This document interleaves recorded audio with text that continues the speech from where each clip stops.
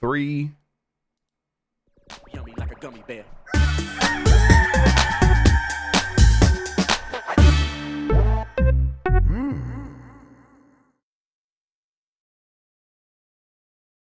It's the internet. You're busy. Let's do this for April 12th, 2024. For the next hour or so, let me help you sort through the world of gaming on Game Mess Mornings Live with me, Jeff Grubb. Today, Destiny's 10-year plan was all leading to this. That's right, Destiny 3. And Mike Yap Barra wants us to give more money so corporations can pay developers more. But first, please join me in welcoming today's co-host at Game Mess Mornings. It's Derek Van Dyke from the Super Deluxe Games podcast. Derek, how's it going? Hi, it's going wonderful. How about yourself on this beautiful morning? I'm doing good. I'm actually doing pretty good. It was a little bit rainy, but I like the rain, so I agree. Beautiful morning. I took the kids to school, came back, was getting Fallout 4 modded to hell, so Mike can play that later. That's what we're gonna do for our stream later today. I ended up paying like the premium price for Nexus mods just so their Vortex app would work faster, because I was going through one by one and installing these mods, and at the end I installed over 100 mods. So I'm like, the $5 definitely was worth it. It ended up being worth it. It ended easily worth it. I could not imagine trying to burn through that many. Look, I love Nexus mods. I cannot imagine. I'm a one thing at a time kind of guy. So yeah, spend your $5. Yes, I'll be the one person paying for Nexus mods. Exactly. Yeah, so I got that ready to go. I think I got the game running. The initial load did take a really long time, so I'm like, oh boy, I hope this doesn't break. You never know. You put that much customization on a Bethesda game, and you're just kind of crossing your fingers and praying every time. And we'll see what happens. Honestly, I mean, I installed all these mods. We probably won't interact with like 90% of them, but who knows? We'll see what happens. That's later today, though. But for now, like, Derek, how have you been doing? Like, how's gaming treating you? How's the podcast going? How's everything? Everything's been great. Of course, like I'm still riding high from my return to PAX East, because I spent 4 years not doing any of the in-person stuff and just running the podcast, everything remotely. So getting back into it, getting back to like doing interviews, doing the hustle, meeting up with people, meeting you in person for the first time instead of just over text or camera, was lovely. And I'm still just riding high off that. Also, like, Dragon's Dogma 2 came out, and I'm your timeline's second biggest Dragon's Dogma sicko after WoW. So, I mean, I've been doing great. I'm glad to hear that. I'm glad that you're living in your time, and it's finally come. You deserved it. You earned it, for sure. It was great to meet you. It was great to coming back from PAX East. It was really invigorating. Reinvigorating. Everybody seemed to have had a lot of good energy coming back from that. So it was helpful because the vibes online were and have been bad. It's been off. Clearly people are in their feelings about a number of things. I still think presidential elections get people up in their head in a lot of ways, and now it's just making everything worse. And so going online or going in real life to see a bunch of people who are like, oh, everyone's just really cool. Like everyone's like human beings, when they actually want to talk about this stuff in person, it's because they actually care and they're not just some weirdo trying to start a culture war. And so it was like a very helpful thing at the very right time for me. So, and it was fantastic. I had a good time. It turns out when you put a bunch of people together at the same time, I'm trying not to get distracted that for some reason my camera keeps putting the frame around my face, which it has not done ever. So I don't know why that's happening. I'm very sorry for those watching. I'm just going to try not to get distracted by that. I like it. It makes it feel like I'm playing the Derek Van Dyke video game. It's just like smooches go here. But it turns out when you put people together, a lot of the like awkwardness and a lot of the weird vibes melt away. It's a good reminder. Yes, it's important. And then I come back home, I'm like, oh man, I love being at home and working remote and not having to deal with all that stuff constantly. But it's like every couple of months, getting together with people rules. So, and with that in mind, I'm like, I continually am now putting together Summer Game Fest, and it's like, oh yeah, that's gonna be great as well. But it's not that far away, so we're already getting back into it. You know what? I should explain what we do here. Most weekdays, I, Jeff Grubb, will help you piece your gaming life back together. That includes breaking news and maybe even some of our own original reporting. For all these topics, I'll get the input of a bona fide expert who will make me look smart. If you are watching live on Twitch, welcome. You can always listen to the show later on podcast feeds by searching for Game Mess Mornings or find the RSS on giantbomb.com. You can also catch the show later with chapters and timestamps on YouTube. Hello, YouTube. All right, we have a lot to get into, so let's start the morning mess with Destiny 2 leaker claims sequel is in development and it's codenamed Payback. This is from Moises Tavares, one of the nasty boys at Kotaku. Earlier this week, Bungie unveiled most of the major features included in Destiny 2's upcoming expansion, The Final Shape, including a new enemy faction, an exotic class item that allows players to mix and match game-changing perks, and most importantly, a chaotic new subclass called Prismatic that similarly combines previous light and dark subclasses. Goes on to talk about Destiny 2, but the bigger deal and what has currently set the Destiny 2 community alight is the second half of the user statement, where they state that Destiny 3 is in development and that the game will take Prismatic a step further, moving away from subclasses entirely. According to them, the leaker, Destiny 3, which is reportedly codenamed Payback, has been in the works at Bungie, though they aren't sure of its current status at the moment. Last they heard, it was doing away with subclasses entirely, which isn't a far-fetched theory considering the realities of Prismatic.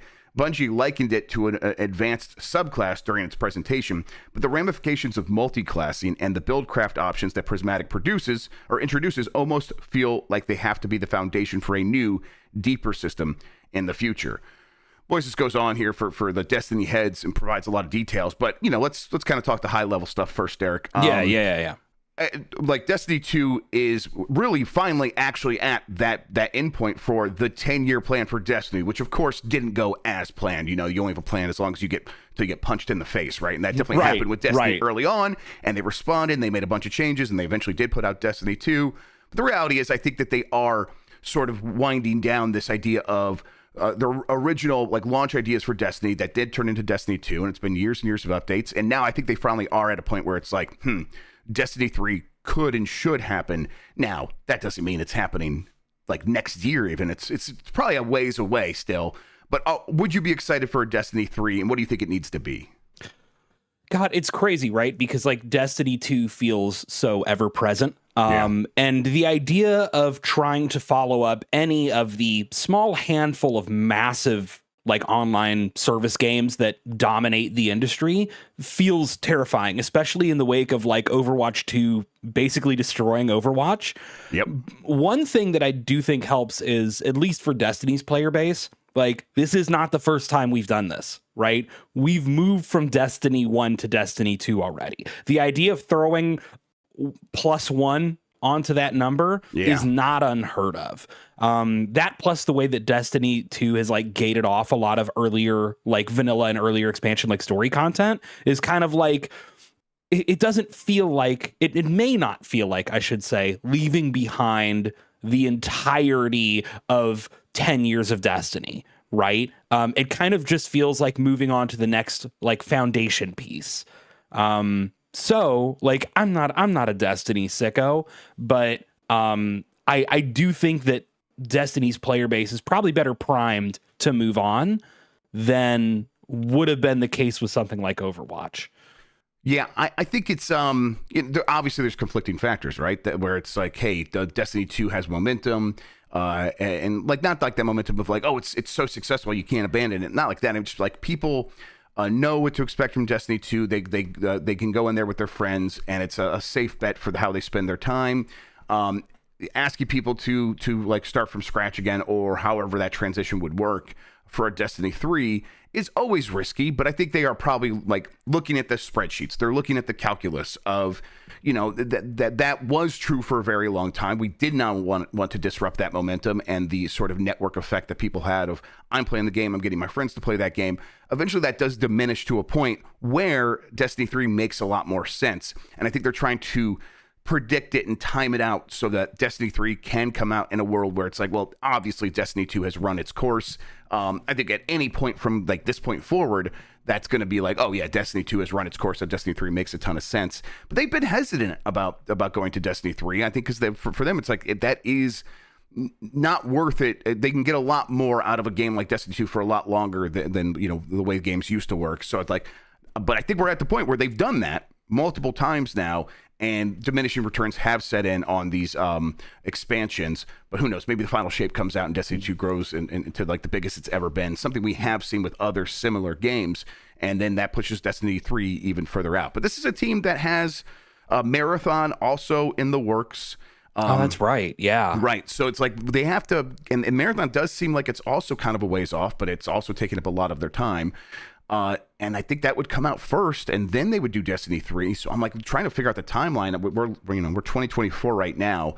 Marathon is what? Probably not 2025, so 2026, I guess. And then when does the Destiny 3 come out? So it's like, okay, we're actually looking at several more years of Destiny 2 before we get there. But I think like laying the groundwork now makes some sense, where it's like, okay, people can brace themselves and get a little bit more out of Destiny 2 in the meantime. I think you have to. I think it is probably better, obviously, like let this final expansion like run some of its course. I think the sooner that Bungie lays the groundwork, if Destiny 3 is the direction they're going for, if this is the time to move on to the next numbered entry and start people from scratch, the sooner they lay that groundwork like openly and transparently to people, the better. Because obviously anytime you are going from one numbered piece of software to the next is the biggest point for people to either jump off or on the train. Yes. You know, and I can imagine, even if you're Destiny, right? Even if you're a game that defined this modern era of service games in so many ways, that's scary. That's intimidating to be looking down the barrel. So, yes. And I just wonder if they're like at a point where it's like, okay, yeah, we can see those numbers, and we do know that there's a chance. There's a people who are waiting that we're never going to either get back or they're never going to try it because Destiny 2 is too intimidating at this point, or there's too much sunk cost in the opposite direction of like, I see this game, it's massive, it's complex. There's all of these ins and outs that people, and there's all these experiences that people have. And why would I jump in now when I could just jump in with a Destiny 3? That's obviously why it makes sense. I do wonder if, because it does still, like, all that said, Derek, it still somewhat feels like a Bungie reversal of their opinion on this matter, where it's like, hey, we do have Destiny 2. Destiny 2 could kind of be forever if we wanted it to. I wonder if there is any sort of pressure change from Sony leadership, because we know that Bungie is supposed to be running independently, but we know there's been some questions about whether or not that's going to be possible with Bungie not being able to pay for itself. And so, Pete Parsons, the leadership over there, has made a bunch of cuts and things like that. And I wonder if they're like, hey, Destiny 3 is something we could like show to Sony and be like, no, we have a plan for the future. You don't need to come worry about us. Let us do this. I wonder if that is informing some of their decision-making process here. Not that it wouldn't if they were independent, right? They'd still have to make money in that case. So, but like, there's no way it's not when it's Sony, right? Like, especially with, we know Sony has kind of like quietly, not even quietly, right? Like, because we've all heard about the struggles they've had to try to pivot into like a very service game dominated like direction, and how that hasn't mostly worked out for them. And Destiny is this like one very stable piece that both clearly defined that direction in terms of where they wanted to go, and also is the only, like, one of the rare examples of a game actually holding on, because games don't last. Service games don't last as long as Destiny has. Usually no. It's really very much a rarity, and the idea of taking it much longer, I totally understand the idea of like, hey man, like World of Warcraft and Final Fantasy 14 have made it way longer than this, so who's to say that Destiny 2 couldn't eventually hit those numbers? But like, man, the further into the outliers you're aiming, that's playing with fire. So there is a service game that has lasted much longer than Final Fantasy 14 or World of Warcraft. Actually, I think it is longer than World of Warcraft, and it's called Roblox 2006. I think about it all the time. It's so weird. RuneScape sickos. Also, Let's RuneScape go. sickos. Yes, honestly, all those games from that time are still going in one way or another. God, and then Final Fantasy 11 also has lasted longer. Sure, yes, that's just linear time though. Hey, I will check in on Destiny 3 when it comes out. I'm probably not going to play Destiny 2 again. I've just accepted that. I mean, I don't know if my like group of friends suddenly is playing Destiny 2 all the time and I have a lot more free time. That could happen, I suppose. But I just know myself. I'm like, once Destiny 3 is here, offers that fresh start. That's when I'll check back in on this series. And I think they're counting on that among a large audience to finally come back to that franchise with the third one. Yeah. All right, let's move along here. Pac-Man. While you say this, I'm gonna briefly turn my camera around and kill camera and try to kill camera square. I know Chad is in love with camera square right now, but it is so Camera Square is distracting my favorite for me. character on Giant Bomb. It's going to get its own wiki entry. All right, I'll read this. You go and work on that. Yeah, yeah, absolutely. The second story here, Pac-Man Mega Tunnel Battle Chomp Champs, which is just poetry of a name, has been dated for console and PC. This is from Jordan Midler at VGC. It's an updated version of the 64-player Battle Royale game Pac-Man Mega Tunnel Battle, which launched in 2020 for Stadia but closed down last year alongside Google's game streaming service. The online-only game will be available on May 9th for PS5, PS4, Xbox Series X and S, Xbox One, Nintendo Switch, and Steam. Here's a quote here from the game's description. Eat your way through multiple interconnected mazes using power pellets and various power items to chomp the ghosts and other packs. Be the last pack standing at the end of each 64-player match to be the Chomp Champ, reads the game's description. All right, I'm going to try to remember the name of this game. I just read it, Derek. It's a lot of words. Pac-Man. Man, Mega Tunnel Battle Chomp Champs. Mega Tunnel Battle Derby. Mega Tunnel Battle Chomp Champs. 64. Wow. Turbo Edition. That hell of a name. I did play this on Stadia when it was out on there. I guess this is an updated version of that. It's okay. I'm hoping it could do a lot better now that it's on other platforms, but I don't know. It doesn't have that like battle royale feel of even like a F-Zero 99 or even a Super Mario Brothers 35. Yeah. Like those ones, it's like, oh yeah, it felt like you're all competing. This is like you're in your own maze and then you go over to the next maze. I mean, you do eat other Pac-Man, but it's not like crazy chaos or anything like that. Yeah. But I like Pac-Man a lot. I'm glad they're doing more stuff with this. And a vestige of Stadia lives on here. Any chance you check out a Pac-Man battle royale game? Man, I don't know. So F-Zero 99 is the first time I got into one of these, like, hey, we took an old game and we let an absurd number of people play it simultaneously. Yeah. And it was way more engaging than I thought it would be. That's a great game. And it does make me wish I hadn't missed like Tetris 99, Mario 35, that I'd had an opportunity to play, the Pac-Man Mega Tunnel Battle, not Chomp Champ 64 Turbo Edition. I would check it out, right? I mean, I know a couple of sickos for these type of games. We took an old pixel game and let 100 people play it at once. None of them care about the Pac-Man one. But it feels sacrilegious not to try, right? It's Pac-Man, I also like whenever they do something new with Pac-Man and they put the new spin on it, usually they have a good look. And I hope that this one is updated with a lot of great, just visual flair, because they're good at that with these Pac-Man games. And the one for Stadia, again, was just okay for those factors. It didn't stack up to Championship Edition, which I think is a classic game at this point. But at the same time, I'm also just like, hey, Bandai Namco, always out there doing more stuff with Pac-Man at all times. They're not letting that franchise wilt in any way, and I appreciate that more than anything else. Yeah, at least they're keeping him busy, they're giving the man work, which is look, I love you, Capcom, but Mega Man, what's up, right? Exactly. Yeah. I think when you're that much of a grandpa of the industry, you should be able to get regular work, even if it's just charity work, right? Right. Yeah, and look in your own game. It's awesome that Mega Man was so busy in Smash Brothers and all that stuff, but let's get him his own game again. I mean, obviously Mega Man 11 came out. God, that was probably a long time ago. That's way too many years ago, but it's not as recent as you think. It's not as recent as I think. Yeah. But yeah, Pac-Man's staying busy. Old man still gets out of the house, does a thing. I'm happy. Yes. That's all it is. Maybe it's not for me, but it makes me happy to know it's happening. All right. Let's see here. Moving along. Fallout 4 is finally getting new content and improvements on PS5, Xbox, and PC. This is from George Yang at GameSpot. Bethesda has revealed a bunch of new information regarding Fallout 4 and its long-awaited update for PlayStation 5 and Xbox Series X and S.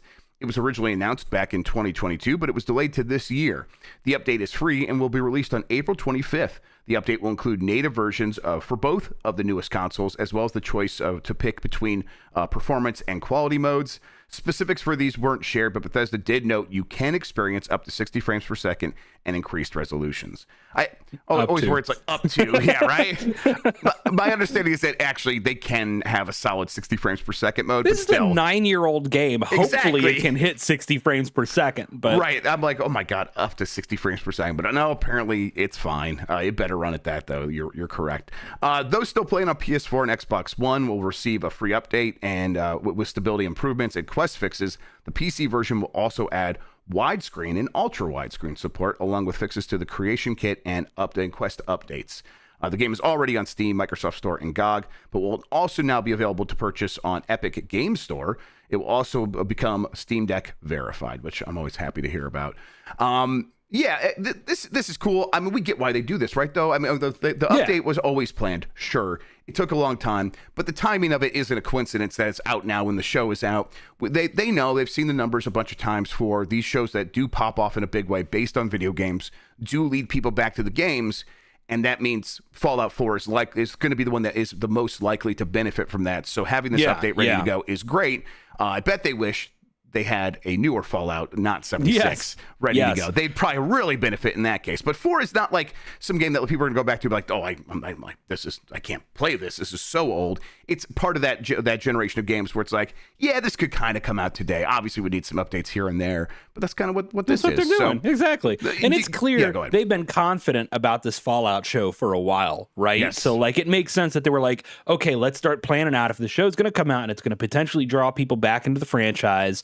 You know, get a little story content update to a 9-year-old game. Let's throw, some Creation Club content in there and give it a little spit polish shine. Granted, half my timeline seems to be going back to New Vegas, not 4. But I mean, that's first off, queer people love New Vegas. I don't know how to explain that. I've heard that before, yes. And that's 80% of my community. So, right. I mean, of course, I think most normal people are going to look at 4 because they're going to see 76 as sort of a weird semi-online service game and read some old headlines about it and just go, let me just go back to the last numbered one.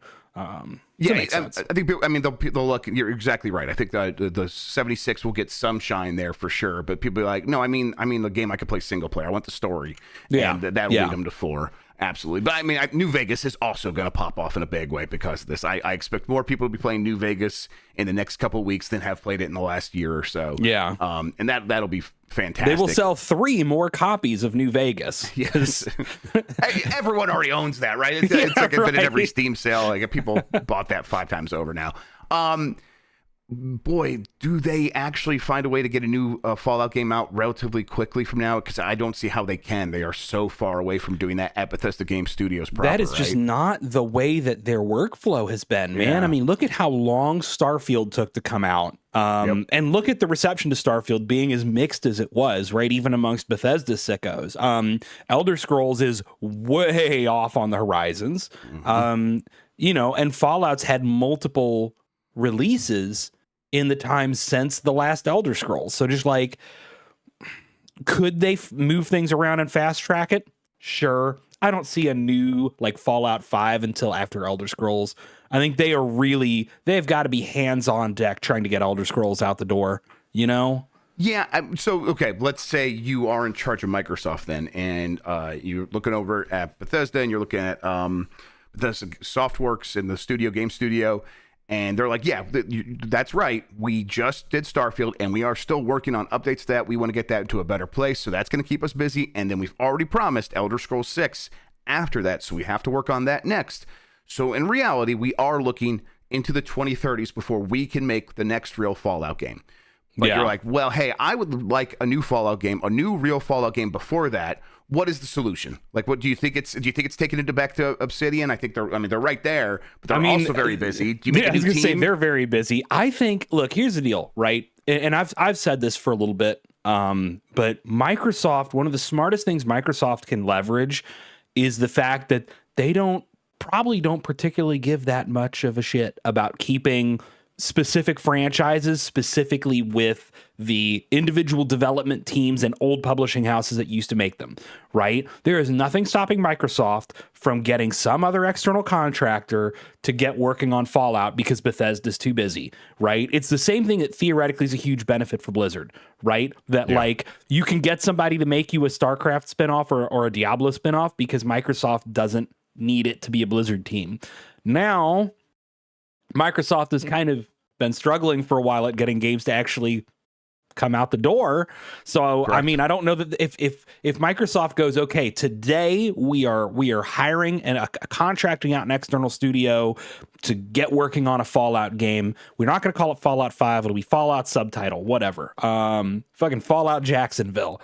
And, you know, it's still, man, that game is still 6 to 8 years away, the way that game development works these days, you know? Yep. Even in the best of situations. Yep. Yeah, exactly right. Which is why I think they can't wait for, you know, things to just play out with Bethesda Game Studios, because even in the best case scenario, we are looking at probably 2030 at the earliest for a Fallout game. And that is one not made by Bethesda Game Studios or not directly made by them. So, right. They probably do come up with some solution here. Someone in chat, the show got a second season apparently. Already greenlit. Greenlit. I did not see that. So I mean, Fallout is going to be in its bag right now. Like, it's going to be very popular. It's going to be very hot for this moment, and that will permanently raise the profile of Fallout going forward.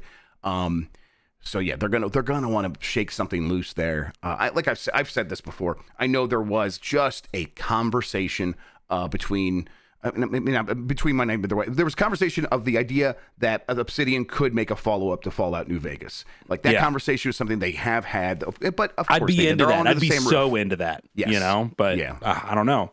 Really today, like, it feels like the best option that a lot of these giant publishers have is, you know, look at like stuff like the Rogue Prince of Persia just being announced. It's like more and more, maybe if you really want to, in any reasonable length of time, capitalize on the popularity of something, you've kind of got to aim AA and let a small external studio make a smaller title with your property, something that's a spinoff, something that's not like a traditional numbered entry. And I have no idea what that looks like for Fallout, but like, if you want a game out in the next couple years that's not already deep in development, that's almost your only option. And then, I mean, but I wonder if they look at it and it's like, but the audience we would be attracting toward the game from the television show are going to be like, I know what the most modern games look like. This should look like that. And if it doesn't quite match their view of like, hey, this doesn't look like those Last of Us games. That's a good point. Which that's of a good point. Of course, the Bethesda game is not going to look like that. But still, I think people are going to be like, hey, if it looks if it looks less expensive, less premium, then this is not the real game. That's not what I'm talking about. I want the real game. Where's that at? So I wonder if doesn't matter how stylized it is. It doesn't matter how good of the art direction is. If it doesn't look like big, pretty realistic, then a lot of the more like casual audiences who, you know, play some games and come to a game because they saw it in a TV show first are, I mean, their expectations are just completely different from a sicko like me. Yep. So. But hey, I would like a smaller one. Someone said Fallout Tactics 2. Crazy Bob in chat said that. Let's get one of those. That'd Speaking be great. my language. Yes, make every game a tactics game. Let's go. We want tiles and everything. Absolutely. Yes. And then just let the characters date, and I think you got a game right there. You got a game. Yeah, that's correct. That's every mechanic a game needs. Let's stick with Bethesda. Todd Howard keeps saying no to an Elder Scrolls TV show. This is from Jordan Midler at VGC. Speaking to IGN on the red carpet at the premiere of Amazon's Fallout TV series in Los Angeles, Howard addressed the possibility of a show based on Bethesda Game Studios' other big franchise. Everybody asks about Elder Scrolls, and I keep saying no, Howard said. You never know if someone's going to click. I think this really came out of, we think things are aligning to do a high quality job. I wasn't forced. And I think he's talking about Fallout there. I can't predict the future, but this has been one of the most enjoyable projects I've ever done, and we're just over the moon. Everybody in the studio was seeing it this way. Amazon's Fallout live action series premiered this week. Variety recently reported the filming for the second season will see production move to California as part of a tax incentive. Where was the first one filmed? Vancouver, probably? Almost certainly. Probably. That tracks. Yeah. That's I know Shogun was filmed in Vancouver. That's where a lot of those shows happen. People in chat are saying yes. Yeah. So, I mean, the show's clearly doing very well. It seems like I haven't watched it yet, but Me neither. the buzz is starting to get to me. How about you, Derek? I know. Are you feeling it? I Like, are you need going to. I check it need out? to watch it. The main problem is it's one of those shows. Like my wife really badly wants to watch it, so we need to watch it together. I'm not allowed to watch it without her. But we have like 3 other shows that are on, like we're currently watching through. So it's like a spot has to get freed up in order for Fallout to get in there. And it's like, I think the reason that Fallout worked and Fallout attracted so many people, aside from just being apparently a good show, right? Is it is something kind of unique that a lot of people who don't play games and aren't familiar with Fallout haven't seen anything with Fallout's kind of aesthetic and vibe. This weird mix of like apocalyptic and Wild West and old timey, to its specific era, and like the ghouls, the German Shepherd, the weird like flight suits, the vaults. It's such a unique aesthetic that people saw those trailers and were like, this looks weird. This looks a little zany. This looks a little interesting. Like, I gotta know. That plus good buzz, of course, the show was gonna blow up. I don't know if this has anything to do with why Todd Howard's saying no, because I can't be inside that man's head. I don't think those same factors exist necessarily for Elder Scrolls, right? Yeah. Elder Scrolls on its face looks like the most generic fantasy you could possibly put right. And I think to anything. To its benefit in the video game space, where it's like people want to have the thing they think of when they think of fantasy in a game and play around with it in a playground. And the game offers that.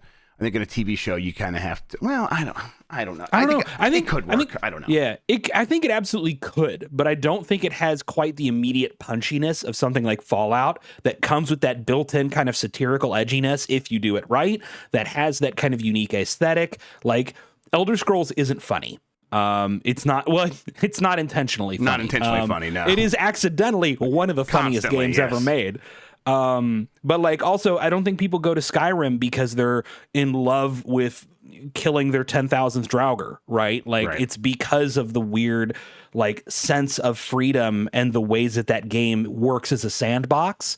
And that's the stuff that doesn't translate to a film or to a series. It's going to be story, lore, aesthetic, and Elder Scrolls just doesn't have as much going for it in that front, at least not on a surface level. I'm sure there are Elder Scrolls lore sickos who are here to tell me about how interesting all this stuff is if you just read this book.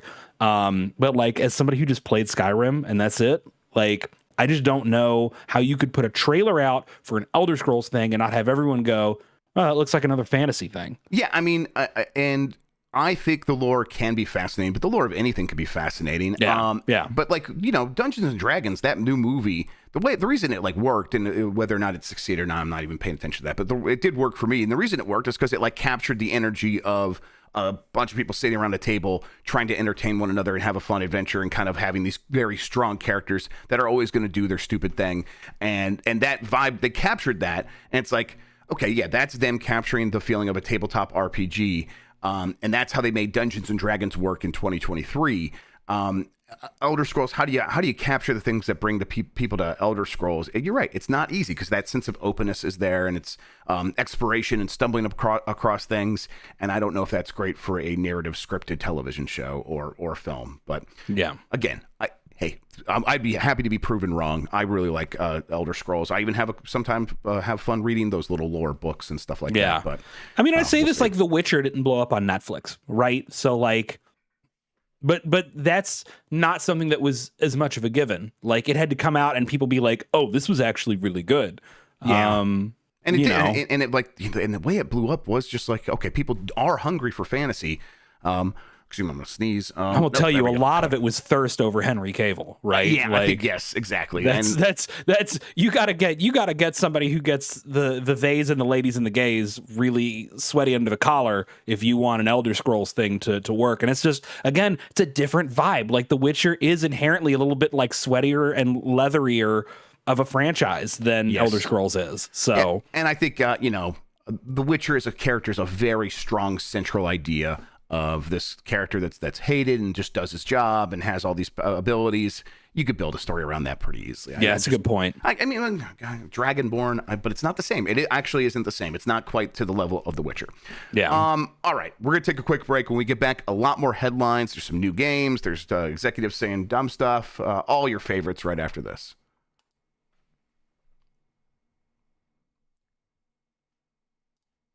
All right, we are back, and I believe we are, yes, here. Kingdom Come Deliverance developer Warhorse Studios is to reveal a new game next week. Once again, this is from Jordan Midler at VGC. Shoutouts to Jordan.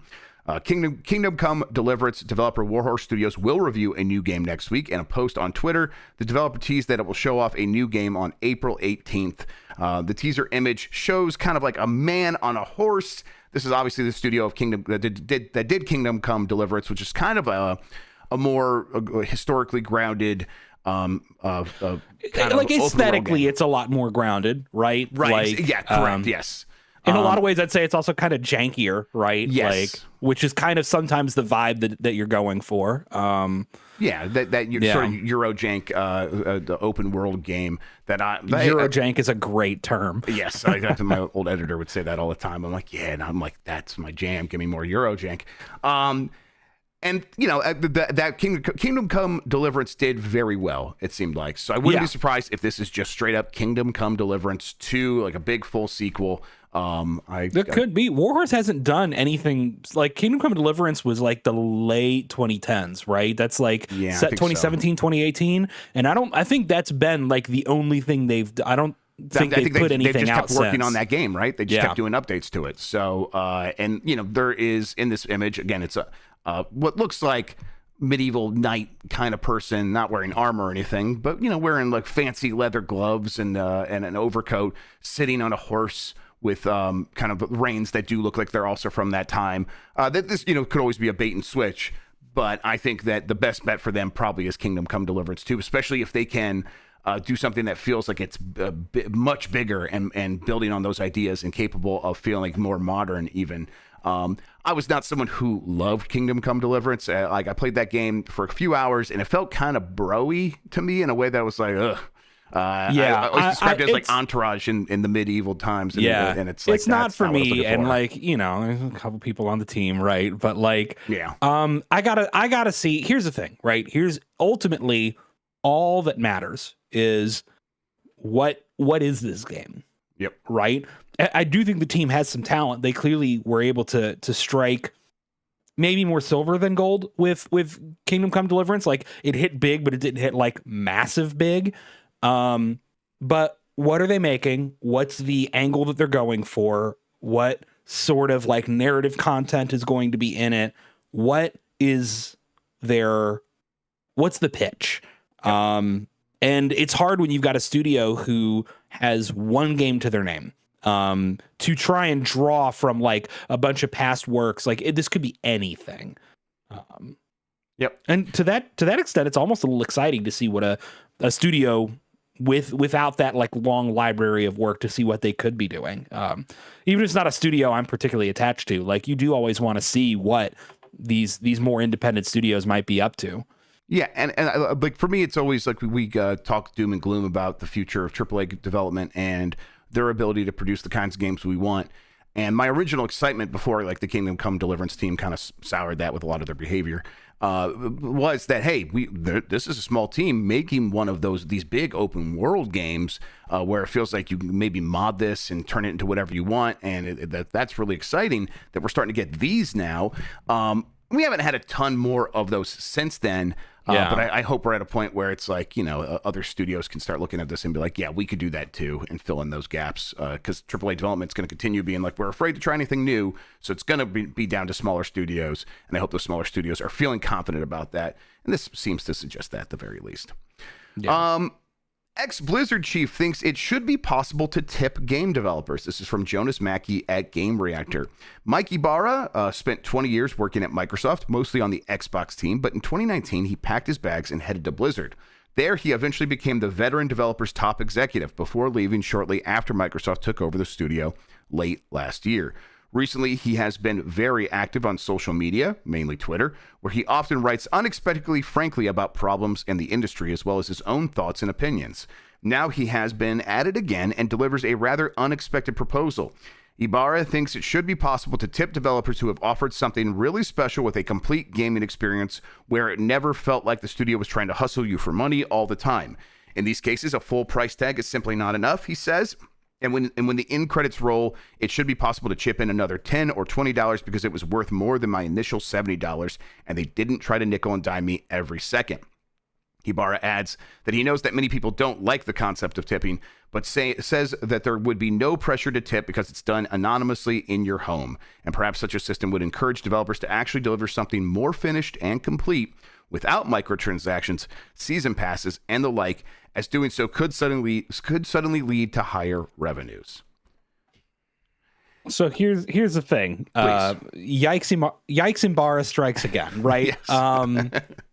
It's on a totally surface level. If I'm not thinking deeply about this, in theory, there's nothing that harmful about the idea of being like, yeah, I really like this game and I want to show my appreciation to the people who made it. The complication comes in. I think there's two angles that immediately hit me.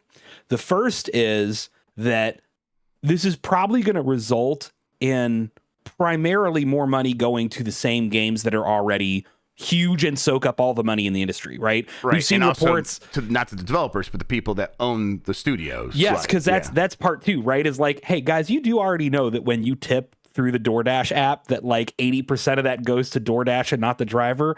And it's going to be the same problem here. When you tip through Steam or PlayStation or whatever, like more of that's going to go to the publisher and their shareholders than is going to go to, like, it's not like you're putting $10 broken up between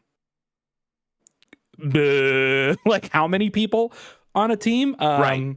You know, yeah, and I mean, and then on top of that, it's like they have so, like he talks about these season passes and all these other ways they have for getting money. It's like, so you have been taking extra money from us for a very long time. Where the hell did that money go? We are spending more money on these games. Where did that money go? Did that not go to the developers to give them more money? And the answer is, of course it didn't. Like some of it did to give raises slowly over time. But if there was profits, if there was actually like substantial profits, that did not go to the developers. It goes to the studio heads, executives, bonuses, dividends, buybacks for stock for shareholders. It goes towards that stuff. And so why the hell is it our goddamn responsibility to pay these people for making the game? We already paid for the game. That's the money. We gave you the money. Pay them. What are you talking about? Bitch, I'm broke. Yeah.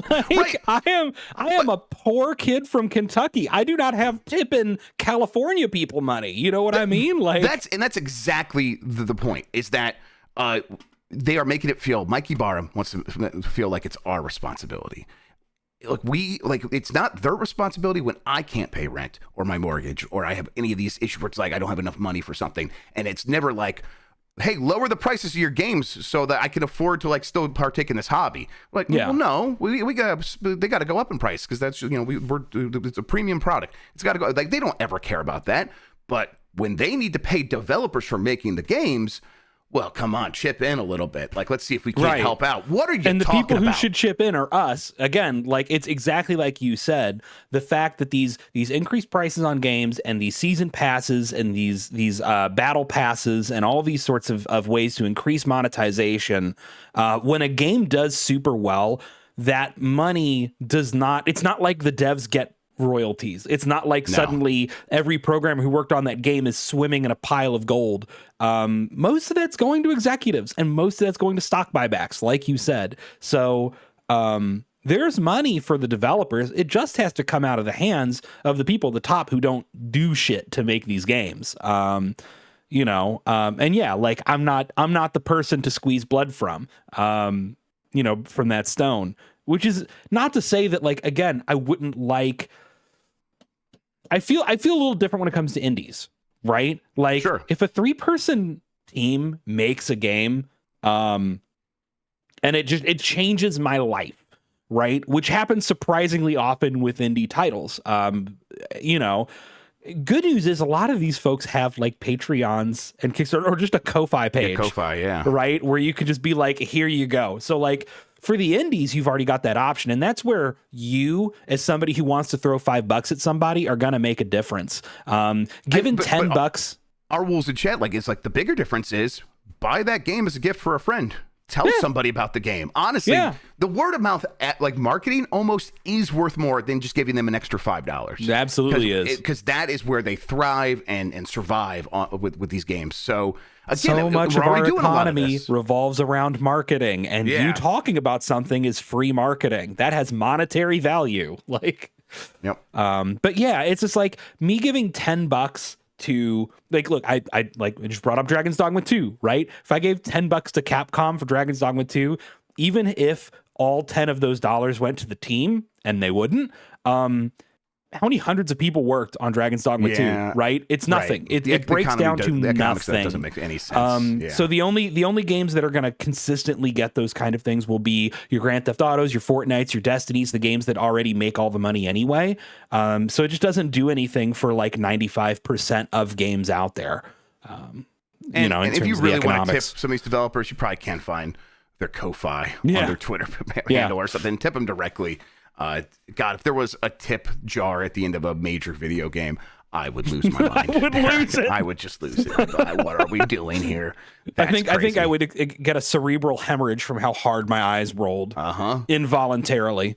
Yeah. All right, Mike. But you just gotta. You know what? Shut the fuck up, Friday. Celebrate it. Nintendo Switch Online is adding 3 new games. This is from Nintendo Everything. 3 new games just dropped on Nintendo Switch Online. Wrecking Crew 98, Amazing Hebereki, and Super R-Type. And I like Super R-Type. This Amazing Hebereki looks like, Mike mentioned it looks like Power Stone. Yeah, I've never heard of this one. Yeah, but it's like Super Nintendo graphics Power Stone. I'm like, ooh, that sounds fascinating. So maybe we'll play you have my attention. Like, yeah, exactly. This looks adorable. And then Wrecking Crew 98 is another one that both Amazing Hebereki and Wrecking Crew 98 never came out here. They were Japan only. Yeah. So I do like when they do that. That's pretty neat. All this right. is R-Type season. Yes, and yes, exactly. I'll always make time for R-Type in my life. I guess overall though, how you feeling about Nintendo Switch Online? I mean, they need to add another console to it already, right? Like, I say that. I do like that Nintendo is having to dig deeper into the libraries and pull some of these Japan-only games. I'm very happy for that versus like if GameCube games were on there right now, it just means we'd see the same big GameCube games I've played a dozen times already. But like, this is fun, but like you gotta add another console on there sooner or later, and I got an idea in my head.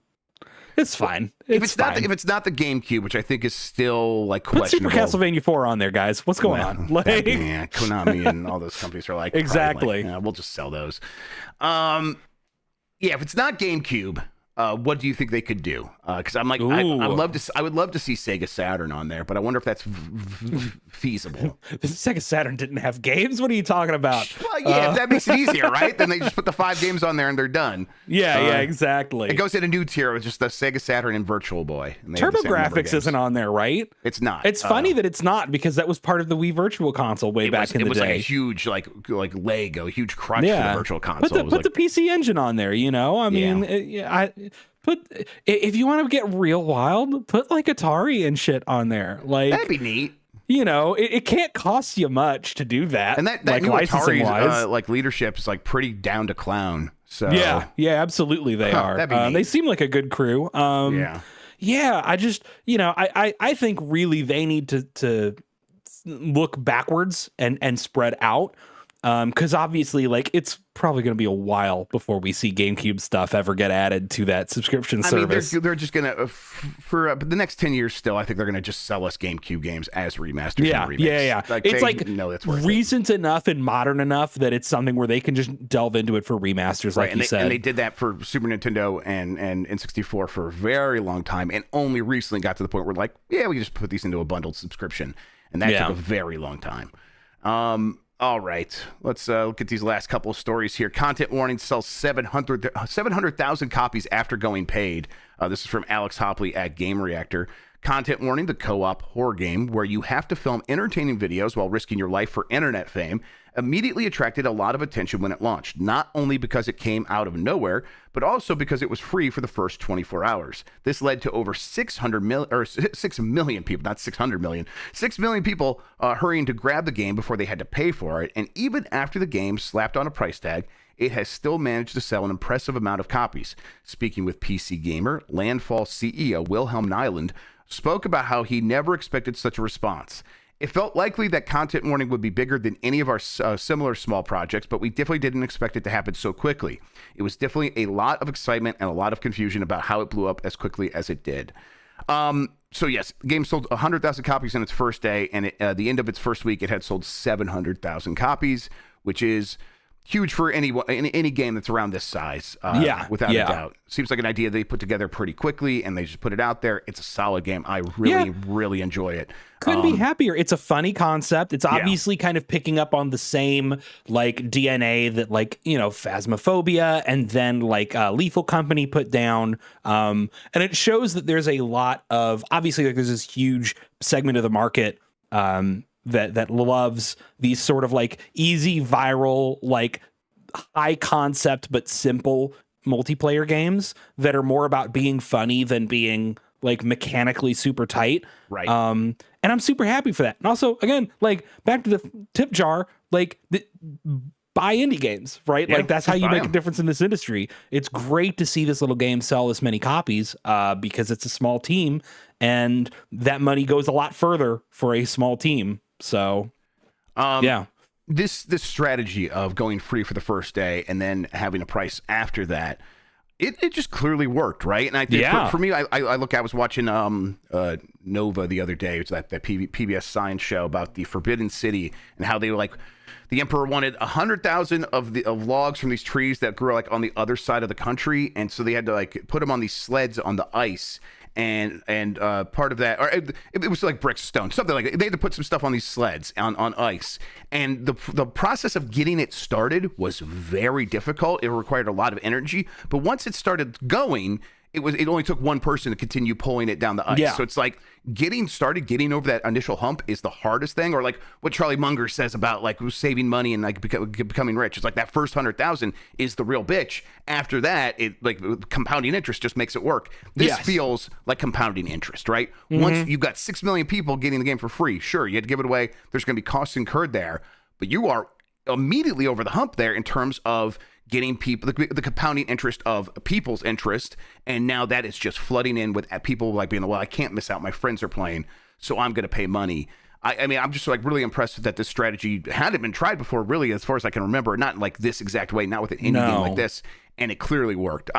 Also, a little bit lightning in the bottle. Not every game can do this, right? Sure. Well, and like, of course, the question's going to be like, can Content Warning like keep this momentum up? Is what I think a lot of people would immediately ask, right? Because, for example, like Phasmophobia blew up back in the day, Lethal Company blew up, and like they had that real like lightning in a bottle kind of moment. That this is kind of like feels like the next version of that, but you don't see anywhere near the same kind of talk about Lethal Company now as there was, right? Even 6 months ago. But also, like, when you sell 700,000 copies of a game, like, you don't have to, right? Keep it, like, because also, like, everybody who bought this paid $8 for it. So if the game's only a big deal for 6 months, like, it was a great little experience. Right. You know, it's millions of dollars there. Right. You're not expecting it to be an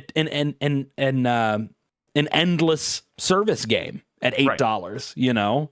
So yeah, good point. And it's like for a team, and for the team not expecting or being accustomed to expecting small things, because they're like, hey, we had small games that did okay. That's like tens of thousands of copies, right? If they did okay before, like that, and that's where your expectation level is set. So then to have something that's selling hundreds of thousands of copies, approaching 1 million in its first month of copies sold, well, yeah, they're going to be like, okay, this is more than enough. We can work with this amount of money, clearly. And if they want to keep it going, if they think that's something that could benefit them, now they have the budget to do that, clearly. All right, like I said, last couple of stories. Stellar Blade fans asked to go easy on its demo, which is almost twice as popular as Final Fantasy VII Rebirths. Once again, we got Jordan Midler at VGC. Shift Up has asked players to go easy on the Stellar Blade demo, which is proving to be a hit with players. A demo for the PS5 exclusive launched last month ahead of the game's release on April 26th. We're so grateful for your love of our game. To enjoy the main game properly, though, please go easy on the demo, Stellar Blade said, as the Stellar Blade developer said. 50-plus hours of demo play were scared. According to market research firm Ampere Analysis, the demo has been popular, attracting a peak of 690,000 daily active users. That's in comparison to the demo for Final Fantasy VII Rebirth, which drew a peak of 380,000 daily active users. So that is clearly people are ready for this game and they're excited. I thought that demo was really well put together and fun. Yeah, it's a good demo. It made me look. Let's be clear, right? Prior to this demo dropping and people actually playing it, I was getting really tired of every conversation about this game having nothing to do with the gameplay. Absolutely. And like. Yeah, it's a pretty decent demo. I'm sure the final game will be fun to play. I don't think it's like anywhere near peak when it comes to your character action games, but like it's a good time. It's a good time. It's no Sekiro. It's no Devil May Cry 5. I think it's not even Nier Automata. Yeah. But I really like that boss fight. I think everything else was kind of like pretty mid for me, to be frank. It's definitely a lot of flash and style and like production value and over like gameplay substance. But I mean, I'm gonna be real with you. I could say the same thing about games like The Last of Us, right? Like, sure. And like that's I don't mean that as a down, like a put down, like that's where they focused their efforts and their money. And clearly, if people are playing, if the demo's that popular, if people are putting that kind of time into it, then it's hitting with people. And that's only good for the game. So I think that's great. And again, I think it's a fun demo. I think people should try that demo. Yeah.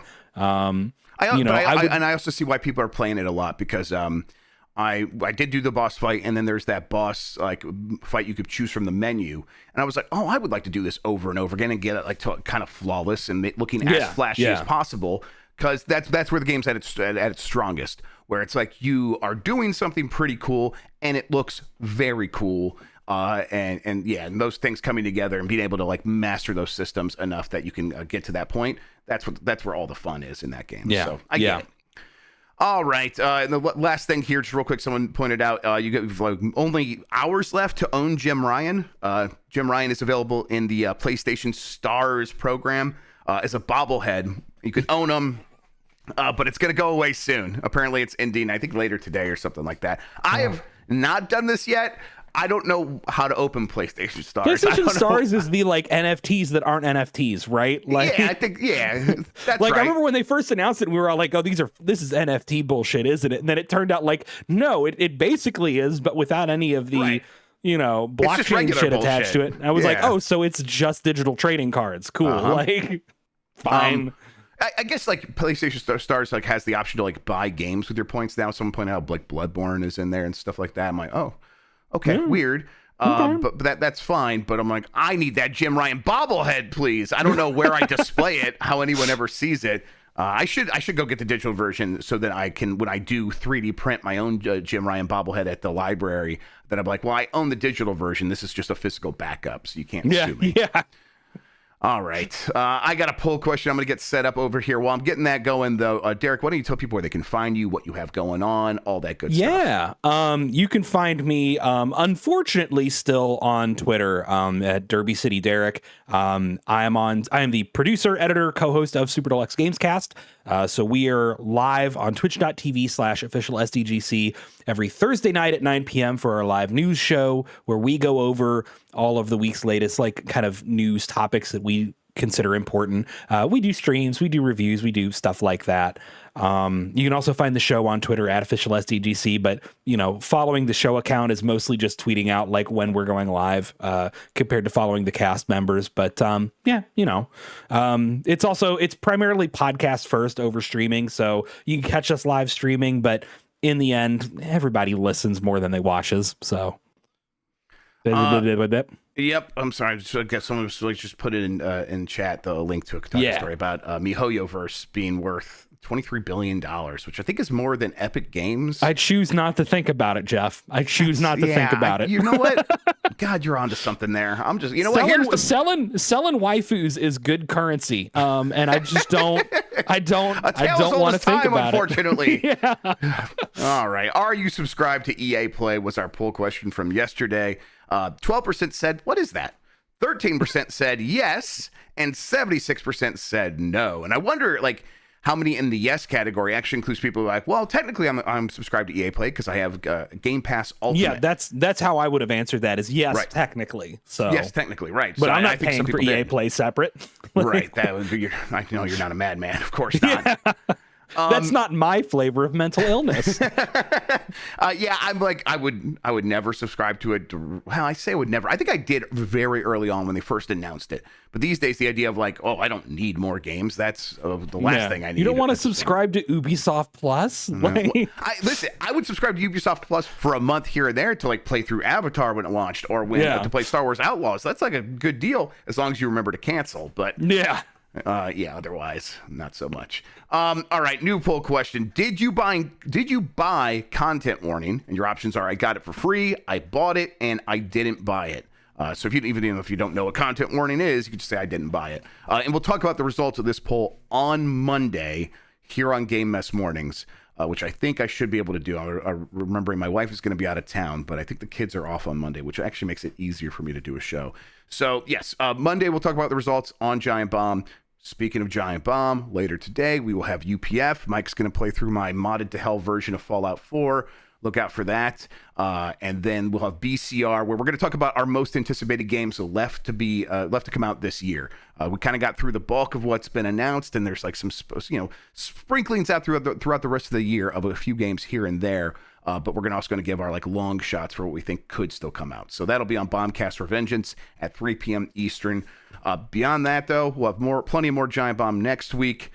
In the meantime, Derek, thank you so much for spending today talking with me about video games. I really appreciate it. Yeah, thank you for having me. This is a blast. Yeah, this was awesome. We'll definitely have you back on. Make it happen again in the future. Oh, yeah. Anytime. And thank you all for watching. You're the best audience in gaming. Until next time, have a good one. Take care of yourself, and goodbye. And fade to black.